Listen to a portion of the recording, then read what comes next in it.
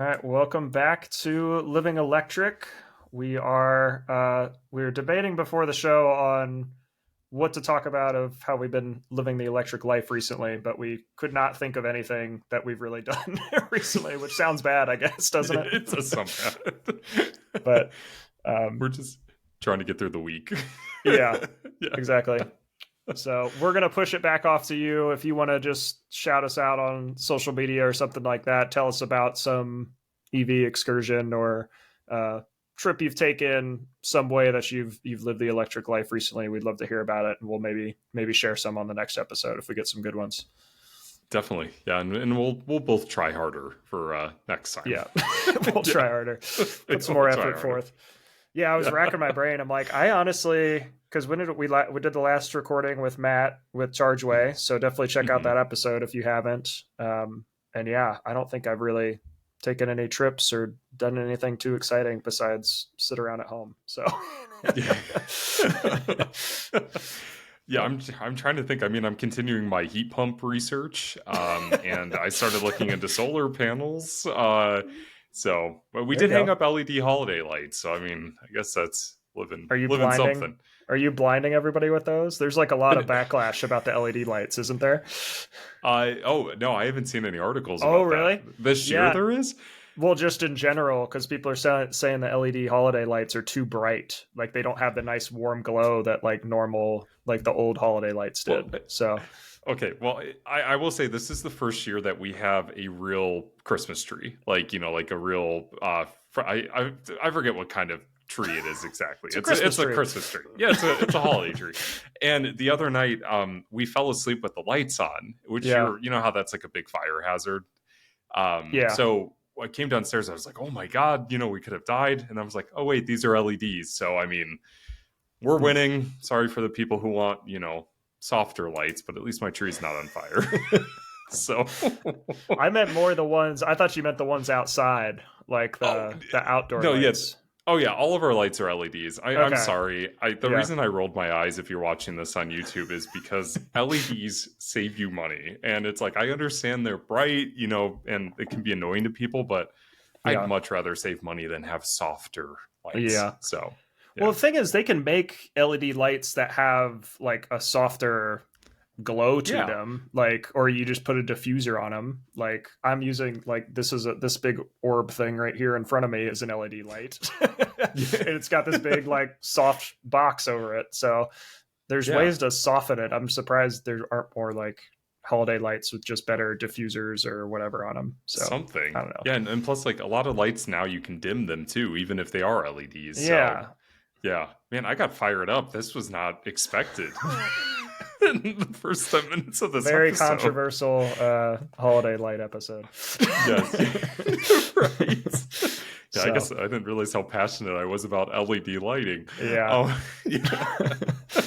Well, I've seen more and more, even like on vehicle lights. People do not like the new LED Oh. lights on cars because they're too bright. Mhm. But the thing I always go back to is like, yes, they're bright, but the reason people are getting blinded is because we've got these giant cars now where the lights are like at your windshield level if you're in a smaller car. So it's going right in your windshield instead of like your back bumper. So Mhm. I think that's more part of the problem than the actual lights, Oh honestly. yes. Because everybody's Yeah. driving big trucks and SUVs. They aren't driving small cars anymore.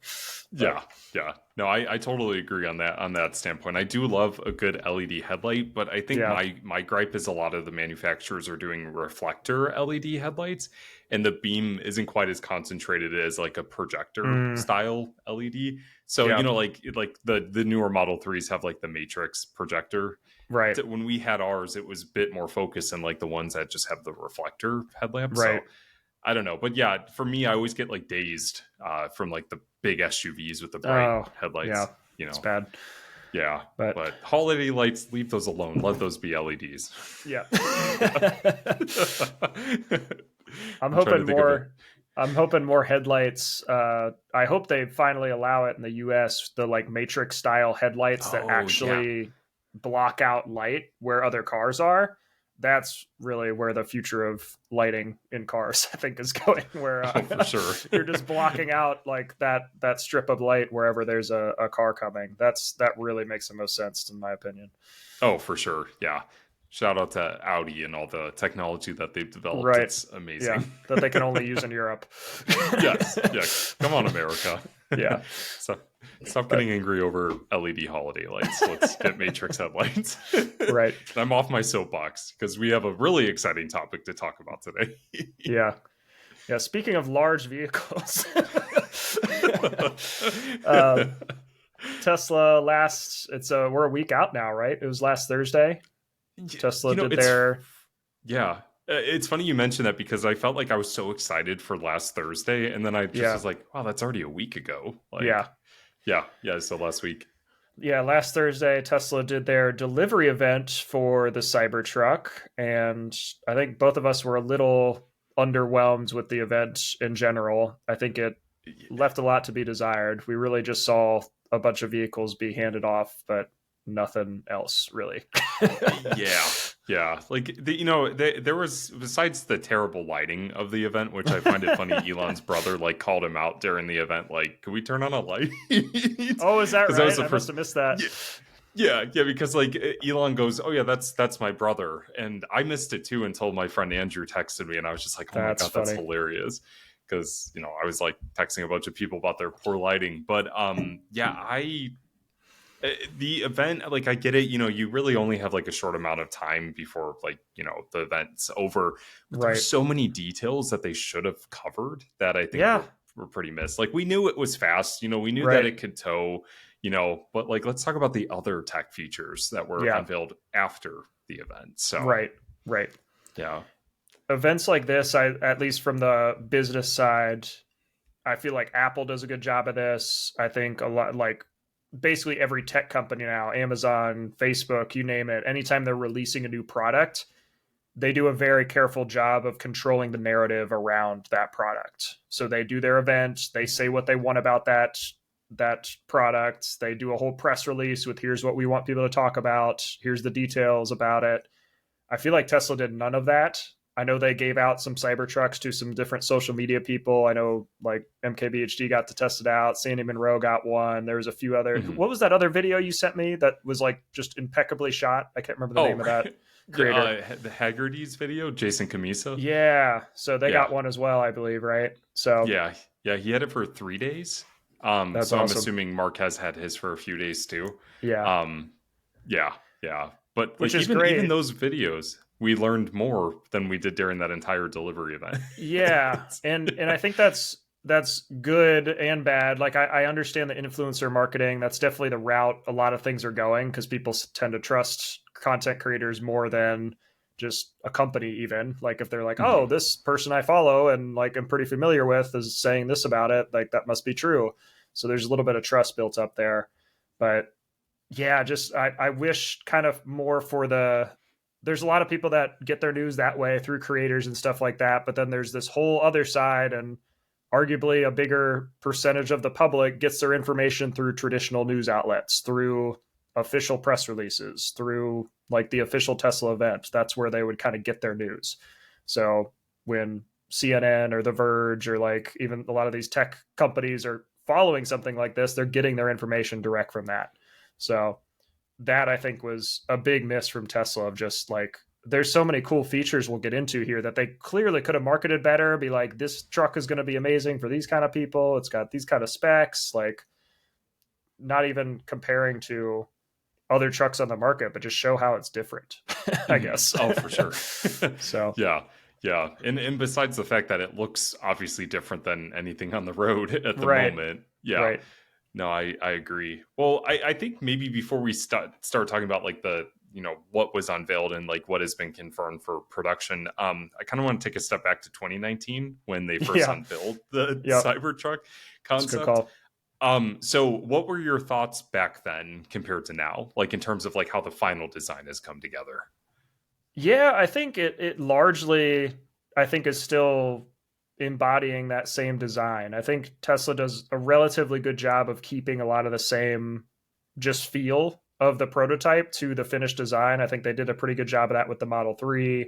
Cybertruck, obviously. There's certainly some tweaks there. I mean, with every prototype, you always get the like, oh, it's got no windshield wipers, it's got no side cameras, just like all of this stuff that is necessary on a production car still in 2023 that you just can't get away from a design aspect, but it just doesn't have that wow factor if you put that in a prototype. So that's maybe some of the things I feel like I was a little bit underwhelmed with. But overall, I think they did the necessary tweaks, if you will, to make this a production vehicle. The biggest thing, though, and I'm curious your thoughts on this, is the giant wiper is probably the weirdest like thing I just can't get over yet. Like that might be something I throw in the truck and in the trunk unless it's raining or something. Like I just completely remove. Just rip it off. Yeah. Oh, it's sunny. Remove this. It's my emergency wiper. It's in the trunk. So. That's hilarious. Yeah, I know that supposedly Tesla was like working on like a laser windshield or something like that for the Cybertruck, and obviously that didn't make it into production yet. You know, I know Tesla's big to say, you know, like a lot of aspirations, and you know they work on a lot of innovative stuff, but if it makes it into production, you know, eventually I'm sure we'll see. I don't know. You know, Tesla's track records for certain things, but I mean, I'm still pretty impressed by the Cybertruck. I still want to hold judgment until I actually see one in person. I've been hunting down the one that's been seen around Columbus. Every time we go out, like Tyler's talking to me and I'm literally looking out the window, like, where's that Cybertruck? Literally, like not even, well, paying attention, but you know, still looking for that. But supposedly it's about 5% smaller than what the concept was. And it's a little shorter than the F-150 Lightning. So like that gives me an idea of what the size dimensions are.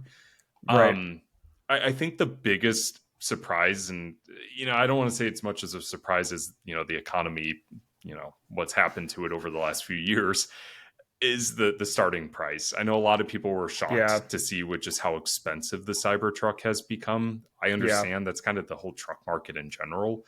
But that was one of the biggest surprises to me, is that there wasn't even a cheaper option announced. You know, I know they're working on the base rear wheel drive, but who knows? You know, who knows where the price can go. But I still really like it. I mean, I hated it when it first was unveiled back in 2019. I was like, this is not the Tesla I worked for.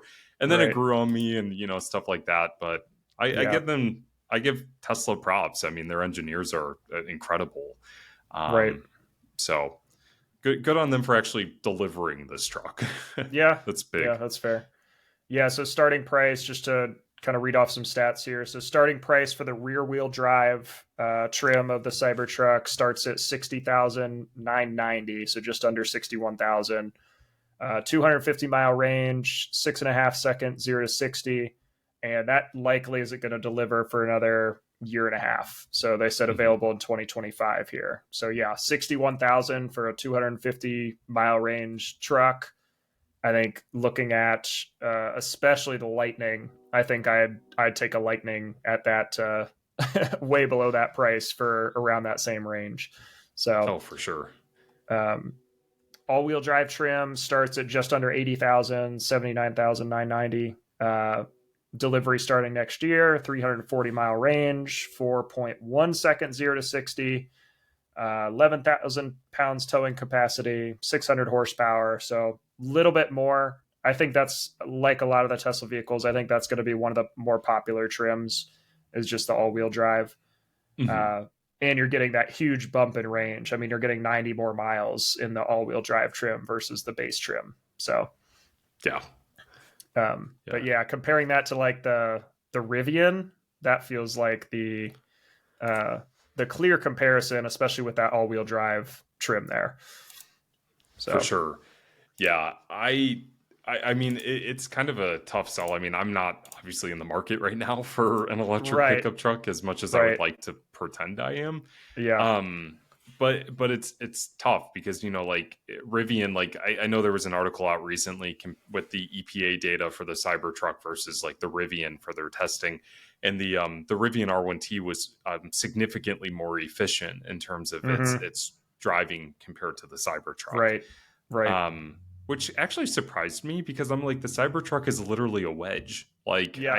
I mean, like, I'm not, I'm not an engineer, and I'm not, that knowledgeable about like how aerodynamics work for certain objects, but I'm like, Just the I eye thought that, test, like. yeah, just looking at it, it's a wedge, but Right. I don't know. Yeah. I'm almost wondering if the ground clearance plays into that too. Like if it sits Probably. up higher. There's a lot of factors that go into it. So Mhm. I found that Yeah. odd too, that the Rivian is more efficient, because Tesla's historically just been so good with efficiency. So yeah, we'll see. And it could be the tires too. I mean, depending on like the Yeah. size. I know for the higher trims, the Cybertruck has 35-inch wheels. So I Yeah. mean, that's much bigger than I think anything that Rivian offers. I know they offer some Right. all-terrain tires, but I don't know the sizes. Right. So obviously that impacts that. Yeah. And then the top trim here, we got the Cyber Beast at just under 100K, 320-mile range, 2.6 second 0 to 60. I think that's the fastest or quickest electric truck on the market. It's got to be. Is Rivian underneath that, or I think they're Rivian's just around 3. Yeah, I think it's around 3.5 seconds. So still though, like, do you really need to go that quick? Probably not. Depends how fast you need to get somewhere. I guess, yeah. I guess. But then, yeah, same towing capacity, a little bit more torque. I'm not a huge truck guy, so I don't really know if that is a huge advantage going up to that. I feel like just pure towing capacity is a little bit more important. But yeah, I think the torque is good for, getting started with towing an item, like an object. So yeah, the more torque, the better. But I don't necessarily, I've never actually towed anything, so I don't know how the difference would feel between 7,400 pounds-feet of torque versus, almost 11,000 or, around 12 or, 10,000. So yeah, I don't know exactly how that would differ. Right. So, but yeah, there's the trims there. I mean, looking at just they have like kind of the detailed specs here, which is probably shown a little bit more. So yeah, the rear wheel drive, we honestly don't have a ton of information on. I guess we do have the towing there at 7,500 pounds. This is likely going to be similar to the like standard range plus that we've gotten with a lot of the other Tesla vehicles, where it's like as stripped down as possible, but they can still sell a vehicle. So if you want just the cheapest possible, this is the one to get. But then I have a feeling most people are still going to go. If you're spending that much, I think on a truck, you probably want to get a little bit more with it, compared to some other stuff. So, but yeah, I'm trying to think of any like big specs that stick out here. I think the biggest one was the supercharging. I know we thought potentially that the Cybertruck was going to charge faster, but it seems that they're still sticking with that 250 kilowatt max. We don't have any idea on do we know battery voltage yet? Wasn't that a rumor too, that it might be an 800 volt platform? It is an 800 volt platform. Okay, so gotcha. my hunch is that they're just saying 250 as a placeholder right now. Yeah, I think until there's more information about V4 supercharging and what those are capable of, because I've seen rumors that that's Cybertruck's going to max out at 350. Maybe it might be more, we don't know yet, but I think that's more of a placeholder at the moment. Yeah, that's fair. Yeah, but I did see that too, and I was like, huh, that's interesting. Yeah. The one spec that really kind of concerned me was the range extender. I mean, just my initial thoughts, I was concerned because I'm like, well, what is a range extender? There's no way Tesla is going to be using gas. Yeah. So obviously, that's they historically that what other vehicles have done, right? Like the BMW i3 had the range extender that was like a little gas generator. Yeah. So yeah, a little motorcycle engine. Yeah, they obviously they've confirmed exactly what that is. That's an additional battery pack that you can have installed in the truck bed that will give you additional range. Right. A lot of people are kind of wondering why they didn't just like engineer a different battery pack. But I do want to say, I do give Tesla credit for not putting a over 200 kilowatt hour battery pack into this truck. Yeah. and actually kept it a low, and I actually think a pretty fair amount. I mean, it maxes out Yeah. at 123 kilowatt hours. So I Right. think that's reasonable. I mean, that way you're not sitting at a charger for hours at a time, depending on like, the power output.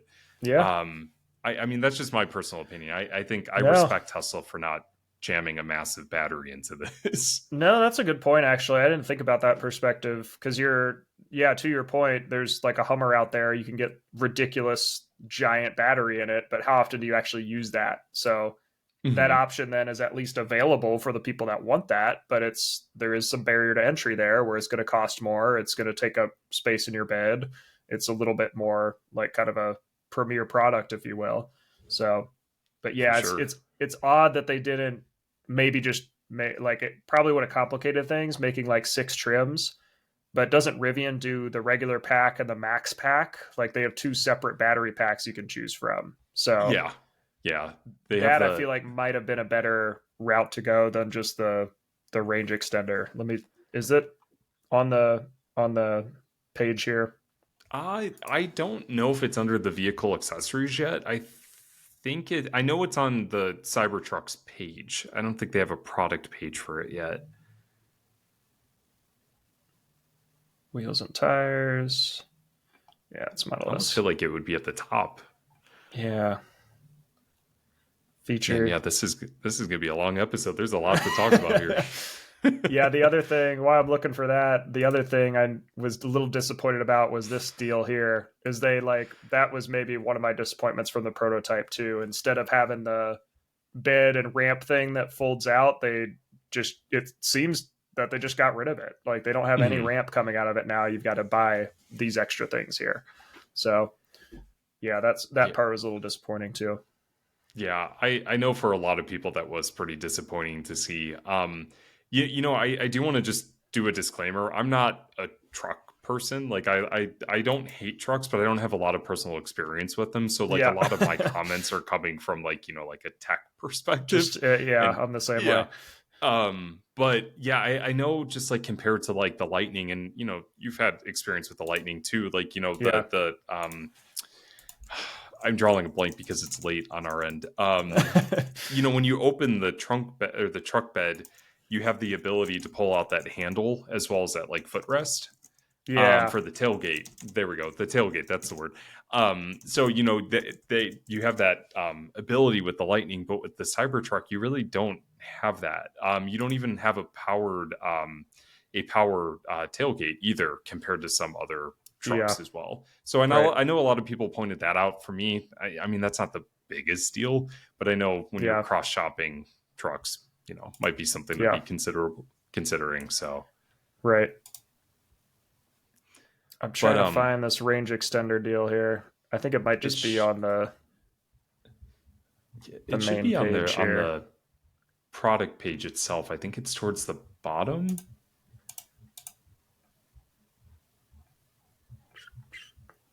somewhere.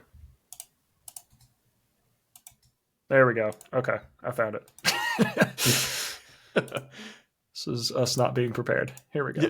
Yeah. What are you talking about? We're always prepared. Oh no, it went away. Oh There we no, go. we're not prepared.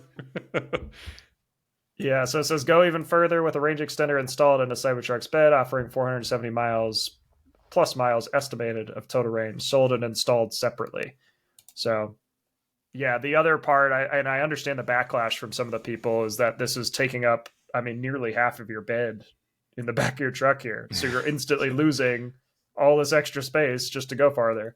So I think that would really be more important if you are planning to tow with this vehicle regularly. That's really when you need the extra range. I think if Mhm. you're just throwing kind of your normal stuff in the bed, I don't think this is necessary for most people, honestly. For sure. Yeah, and So that's where a lot of people were like asking, well, is it removable? Like, can you, yeah, install it yourself? But obviously it looks like you need to have it installed at a showroom yeah, or installed service center. separately. That seems like something that's more permanent if it's Yeah. actually installed, not just placed in there. Yeah. I did see that it costs about $15,000 to $16,000 for the extended battery. That So seems to be the case. Yeah, I was looking at some articles here, and it looks like Yeah, just in the source 16. code, it looks like it's around 16,000. So we'll see if it's around there or what the deal is. But interesting product. I guess we'll kind of see what happens there, what options are available with it. For sure. But Yeah, I'm glad they clarified that pretty quickly with what that was. yeah, yeah. But any other features here that stuck out to you, or do you want to look at uh, some of the accessories and stuff? yeah, so well the one feature I do want to bring up just because my tweet what do you even call a tweet anymore?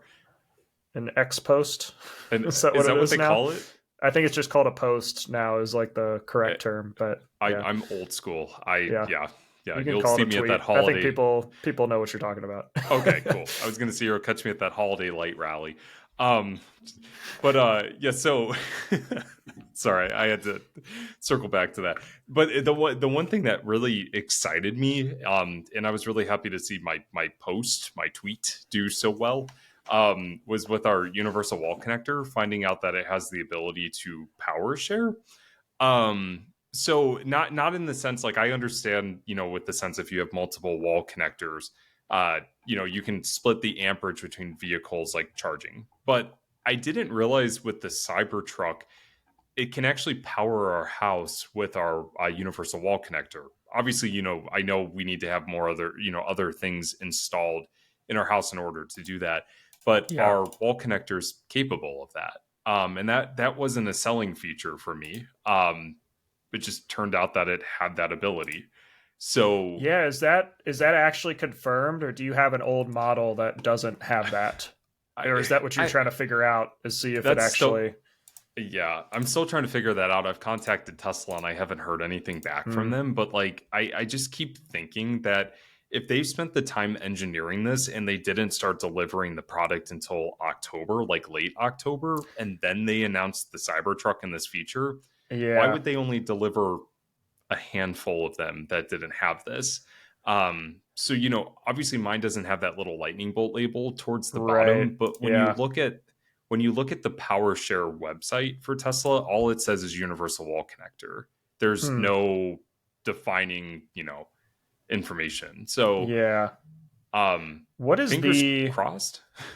Do you know the like part number of your wall connector? Because that's the only thing I can think of is if you can find this part number and compare it to the part number you have. If it's the same, then I Oh. expect that it has power share. They just didn't advertise it. Do you Um, work for Tesla? no. I'm just joking. No, I didn't even think about looking at the part number. I'll have to figure out where to find that. Yeah. Um, I'll look around. I won't take everybody's time on the podcast here going on a whole long tangent, but yeah. I did want to look up the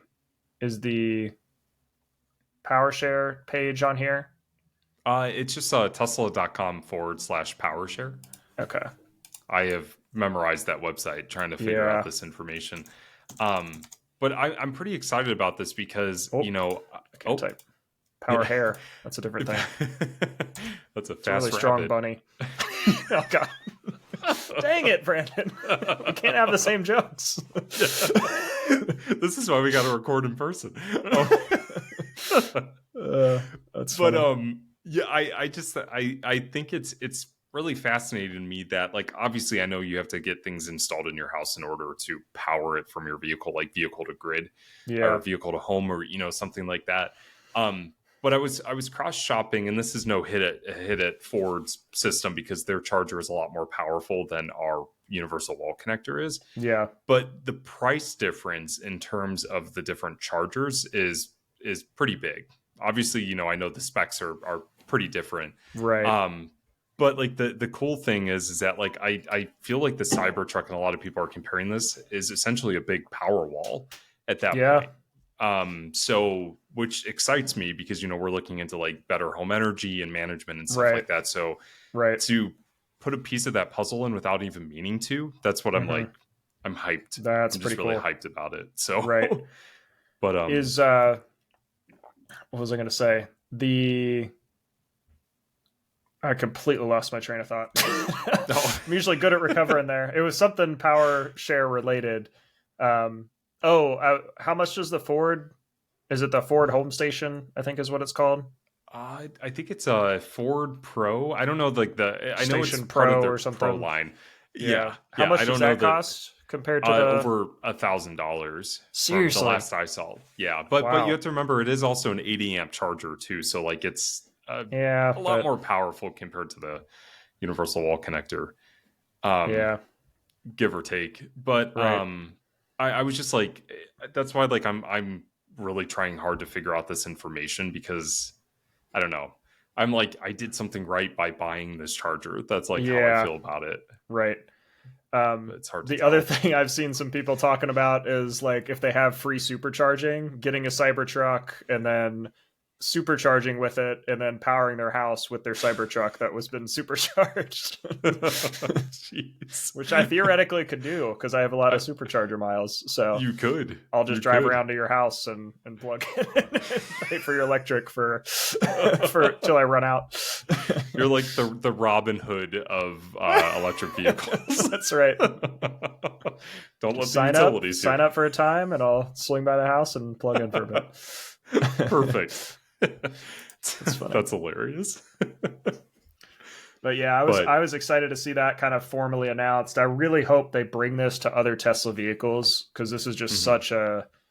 such a selling feature for EVs that this can be a very versatile vehicle. I think we talked like that's a huge selling point of a lot of vehicles now is like, oh, this is the do it all crossover or whatever. And it's like, is it really? Like, I mean, it can still really only drive you places. That's about it. So yeah, EVs have this whole other layer of energy and like being a backup battery and even like being an asset to the grid and kind of leveling some things out there. Like there's just so much more with EVs than there is with traditional vehicles. for sure. Yeah, and I think a lot of people overlook that feature Mm-hmm. when it comes to what an electric vehicle is. Yeah, you hit it right on the head. A lot of people still think it's a car, but there's still so much potential with like what it can do for your house and energy Right. management. Right. Um, I give it. I'm going to say 6 months before Tesla announces this, at least starting with the S and the X. Mm. I'm curious to see like if the 3 and the Y will get it, but I think like I feel like it's going to be similar to what the Kia products can do at the moment, where it can power Yeah. like appliances and That's all stuff I like would that. need, honestly. I think the other thing that I think they got rid of in the Cybertruck is all the cigarette lighter outlets, the little 12-volt like plugs in the Oh, cars. They don't have any of those in here. They only have USB-C and they have regular 120-volt outlets. So they have none of the 12-volt stuff in here because they completely switched off of that voltage even. So everything in the car is running off 48 volts. So that's a big welcome change I think for a car in 2023. It's for just getting sure. rid of just use the ports that everybody is using now. Everything's USB-C for the most part. Everything can also plug into the wall. Like that's really the only outlets we're using now. So it makes a Mhm. lot of sense, honestly. Yeah, yeah. It's funny idea. I mean, that wasn't even a thought. Speaking of 48-volt architecture, um, I'm pretty excited about this. I mean, I really hope that the majority of the industry starts following along. I Right. know Audi and some other manufacturers have done it way before Tesla has, but I think it's only a matter of time before we start seeing that because there's Yeah. so many EVs that run into. Well, this is a foreshadow for next week's episode.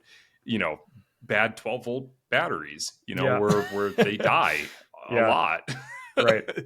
Right. So I just think it makes sense, like especially since the vehicle's so heavy on tech. Let's just Mm-hmm. start switching to 48, and that's easier said than done, I'm sure. But Yeah.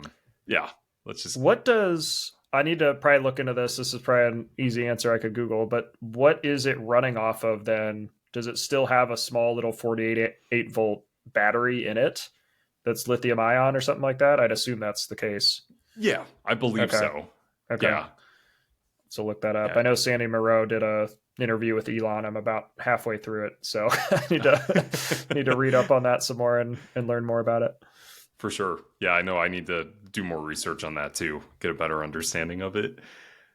Um, so yeah, do you want to talk about Cybertruck accessories really fast, just to Yeah, wrap up let's the do it. episode? Yeah, we can wrap up with that. Some fun stuff we liked or Anything in particular you wanted to start with or that stood out to you?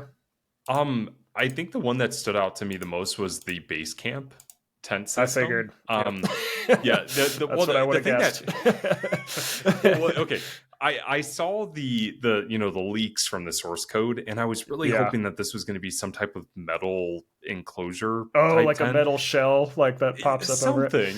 Yeah. Yeah, and then I was looking, I'm like $3,000 for. I mean, like I don't I need to see it in action to Yeah. justify that price. Right. But I was like, this looks just like a soft shell tent, and like there's Right. something about like an air pump that I can't really figure out how that works. Um, but this is exactly how I would use a Cybertruck. Like I would Yeah. use the trunk bed as a campsite, Right. and utilize it like that. And a lot of people have brought up because the rear window doesn't go down, so like how is it going to be climate controlled compared to some other Right. Teslas with camp mode? Yep. But it's just a cool feature. I just don't know if I can justify that price yet until I understand the product more. Yeah, that's fair. Yeah, I found that interesting, and I'm actually getting some responses on a tweet I have from, gosh, 2 years ago, 3 years ago, maybe. Wow. It's one of my only Elon replies on Twitter, now X, where I had like a feature request thread on there, and I had basically, after I got my Model 3, I'm like, here's all of my feedback on it. Like, here's a new feature you could add. Here's a tweak I would make. Like, just this big long thread. It's pretty much dead now. I don't really add anything to it anymore. But one of the responses to it was, hey, Elon, will the Cybertruck have the ability to pump HVAC from the cabin into a tent connected to the bed? Like, will there be able to, Oh, will there yeah. be a feed through there? And Elon replied and said yes to this reply to my thread. So I'm getting notified about like random responses to this. And it appears that, to your point, it doesn't look like that window moves or there is any way to pump AC or heat or whatever into this area. So I'm hoping that's not the case. And there's some way to, I mean, that's the whole point of having camp mode, is having your car keep you warm or keep you cool, like all this stuff. So I don't know. Yeah. Oh, well, Because it just says screen windows allow for airflow. So it's like, well, that's not the vehicle. Yeah, that's where I'm like, for $3,000, I would just go to Costco and just stick a tent in there, shove it in the trunk bed. No, I'm just joking. Yeah, or just next to it, honestly. I mean, no, seriously, yeah, and then just keep all your food in the vault. Yeah. So, but I don't know. To me, that was one of the cooler features that they showed. I personally think the cooler accessories are from Unplugged Performance, just like some of their accessories that they've announced. But I want to hear what you think of some of the Tesla's accessories. Yeah, I need to look at Unplugged stuff because they're doing like almost full upfitting for some of that stuff, right? Oh yeah, cool. That'll be neat. Yeah, mine is probably a little bit more boring. I did like the base camp thing because it just looks super futuristic. Like if I were buying it today, some of the accessories I would get would probably be some of these Vault accessories, because I'm just a sucker for modular things, and I love how modular like the setup is there, where you can basically install these kind of wherever, and it just all fits in really nicely. So I think some of the, like even these small things like these little hooks or like little L-track cleats, like all of these things I think are just super neat. Yeah. And they're cheap too. So maybe that's why I like them. But yeah, just some small stuff like that. If you are tying things down or you just have things in the bed, I think that's a fun thing there. Oh, for sure. So yeah, pretty boring. I feel no. I mean, I agree. I mean, like the it's a truck at the end of the day. Yeah. But it needs to be functional, and it needs to have the practicality of a truck.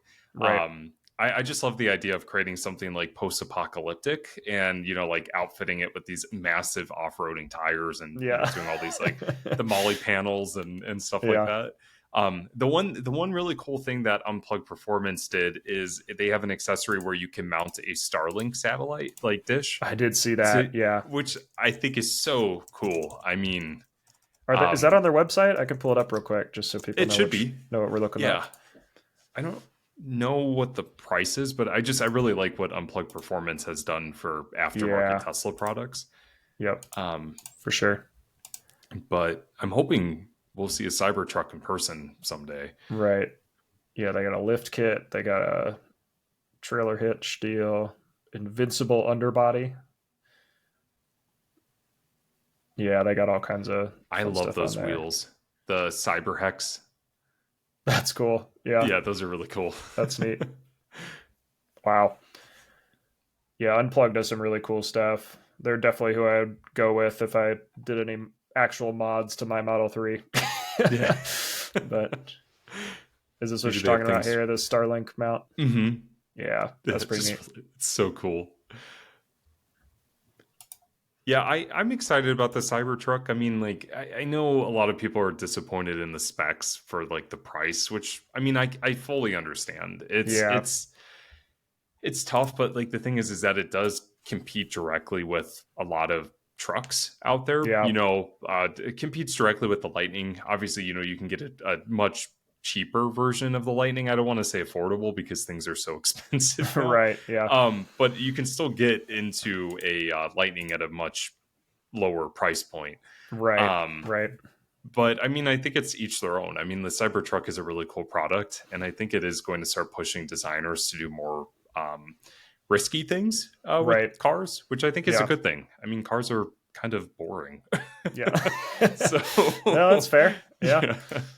Well, some of them are cool. Right. Yeah, I'd agree. I think this is all going to level out. I think like a lot of other Tesla products, there's all this backlash like up front. And then, I mean, the Cybertruck is a unique vehicle to begin with, right? Like, I'd love to see Tesla make a regular truck, but I don't think they are, honestly. It sounds like their next vehicle is going to be a very affordable, like cheaper than Model 3 commuter type vehicle that just makes an EV a no-brainer for most people. So I'm excited, I think, for that vehicle to be announced, but we've got 3 or 4 options in the electric truck market. I think the top 3 are the Cybertruck, the Lightning, and the Rivian. I think I would still be between a Lightning and a Rivian just because you got the more traditional look to it. I like I think like if I were going to buy one, I think I would buy a Rivian over a Lightning. But if you're a more traditional truck person and you like the way the F-150 is, then that's a pretty easy choice too. So I think it's all different trucks for different kind of people too. So I think it's all going to kind of settle out, if you will. Yeah, for sure. Yeah. And I mean, the hype is hyping right now. I'm just going to say it that way. Definitely.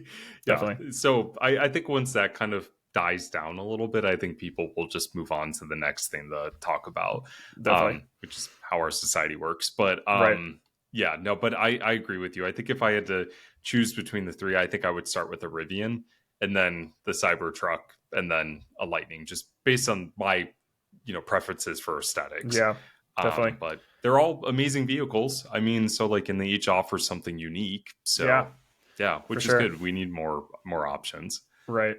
Yeah, the other thing I like about the Rivian is it's a much more, I guess, it's a less unwieldy truck than the Lightning is, and I'd imagine the Cybertruck is, just size-wise. Like, Rivian is just a good-sized truck, I think. Like, it's still a truck, but it's not this massive, crazy vehicle compared to some of the other trucks I've seen out there where I like can't see over the bumper.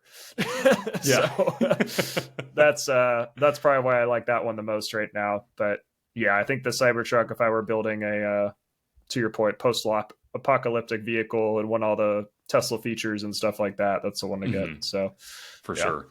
Yeah, I keep imagining that trip that Tyler and I just did in September in a Cybertruck. Yeah. So I just keep picturing myself driving up to like Alaska and something like that. So like I'm manifesting those vibes regardless of what it is. Perfect. Yes. Get out of the leaf. So. All right. Cool. Well, anything else? I want to know, your thoughts on the Cybertruck, whoever is listening. Well, no, I'm trying to think of the best way to say that. I don't want to say you guys is, because that's not correct. So I would love to hear what the listeners, there we go, think of the Cybertruck, and what you would go with, if you had to choose between some of the new electric pickup trucks that are on the market and that are coming to the market. So Definitely. let us know. All right. That'll do it for this week. We'll talk to you next episode.